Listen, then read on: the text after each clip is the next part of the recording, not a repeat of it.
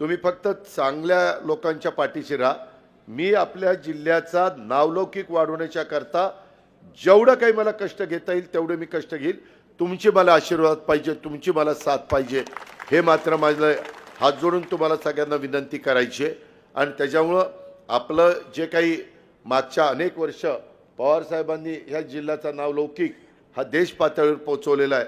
आता मी तुम्हाला विनंती करतोय, खेडकरांनो, राजगुरुनगरकरांनो, बारामतीमध्ये काल शनिवारपासून कृषक अतिशय चांगल्या प्रकारचं प्रदर्शन भरवलेलं आहे।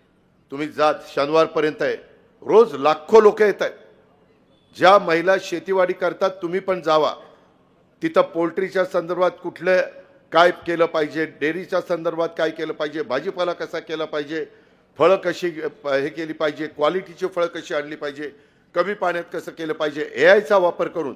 म्हणजे इथला जर एखादा बहादर शेतकरी समजा कैलास ह्याचा टनेज जर 60 टन निघत असेल तर आम्ही एआयचा वापर करून त्याचं टनेज 100 टनाच्या पुढे काढू शकतो। ती टेक्नॉलॉजी आहे।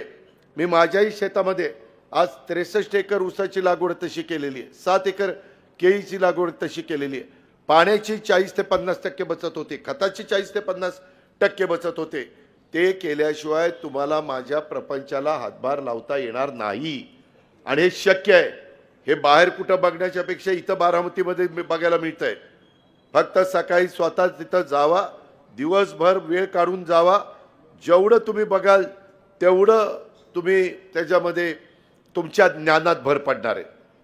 आणि म्हणून माझी तुम्हाला विनंती आहे की अवश्य ते बघा।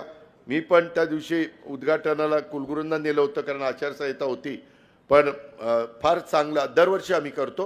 पुणे जिल्हा मध्यवर्ती सहकारी बँकेने पण तिथं मदत केली, परवा ते पण लोक आलेले होते आणि अप्रतिम केलं। म्हणजे एआयचा वापर करून लावलेली लागवड त्याच दिवशीची आणि नेहमीची लागवड त्याच दिवशीची, असं मधनं तुम्ही चालायचं। ह्या बाजूला तो ऊस, ह्या बाजूला दुसरा ऊस, इकडं ती केळी, इकडं ती दुसरी केळी, लगेच तुम्हाला खोडामध्ये फरक दिसतो, केळीच्या घडामध्ये फरक दिसतो। तेच ऊसाच्या बाबतीमध्ये ऊसाची कांडी एआयचा वापर केला तर इतकी मोठी होती। आमचा तर प्रयत्न चाललेला आहे, कदाचित यंदा मला तो विश्वास बसेना, ते म्हणतात की दादा 200 टन एकरी ऊस काढून दाखवणार। मी म्हटलं अहो 150 तरी काढा, 150 काढलं तरी खूप झालंय। आणि ते तिथं चाललंय प्रात्यक्षिक। काही भागात शेतकरी तसं घेतात, त्याला आम्ही अनुदान दिलेलं आहे VSI कडनं। असा आज वेगवान तंत्रज्ञानाच्या युगात आपली शेती आधुनिक पद्धतीनं करणं ही बाबांनो काळाची गरज आहे। ज्यांची जमीन आता एमआयडीसीत गेली ते सोडून द्या, पण त्याचे पैसे दिलेत ते पैसे निवडणुकीला खर्च करू नका।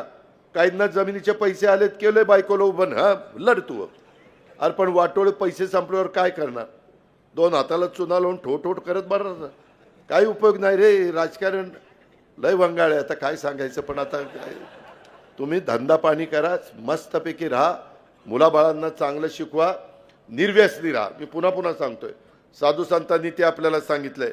हे सगळं एआयचा वापर उत्पादकता वाढवण्यासाठी आणि बाजारपेठेत जगाच्या त्या स्पर्धेत टिकून राहण्यासाठी आपण वैज्ञानिक दृष्टिकोन हा स्वीकारला पाहिजे। याच पार्श्वभूमीवर राज्य सरकारने पण कृत्रिम बुद्धिमत्ता त्याला म्हणतात, इंग्लिशमध्ये आर्टिफिशियल इंटेलिजन्स, अत्याधुनिक तंत्रज्ञानाच्या मदतीने शेती सुधारण्यासाठी भरीव पावलं उचलली जातात। ड्रोन रिमोटवर जातो, फवारा करतो।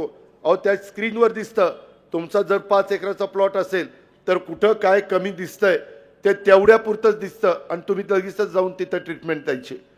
फार उत्तम आहे, तुम्ही जावाच, माझा आग्रह आहे।